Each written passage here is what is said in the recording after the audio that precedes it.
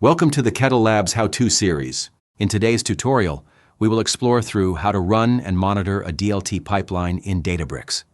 We'll cover how to start an update, check monitoring components, and understand the different sections of the pipeline UI. Once a DLT pipeline is created in Databricks, a new interface opens. The left navigation menu provides access to workflows, existing pipelines, and the newly created one, such as Customer Order Management DLT pipeline. Next, the Execution Mode section lets you choose between development mode for testing and production mode for stable optimized runs.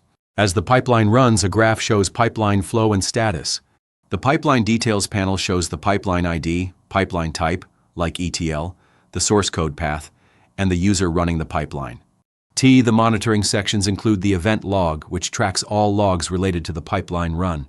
The event log shows info, warnings, and errors, while query history details SQL executions including statement started at, duration, rows read, bytes read, bytes written.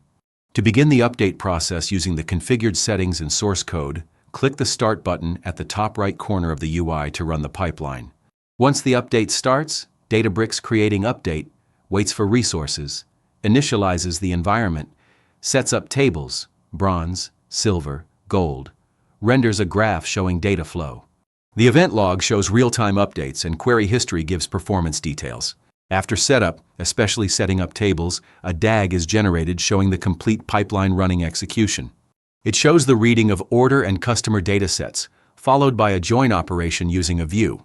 This join data is then used to create a materialized view in the silver layer. And finally, an aggregated materialized view is generated.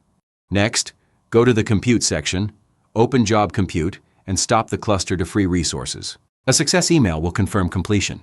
Stay tuned for more tutorials on Databricks. Thanks for watching.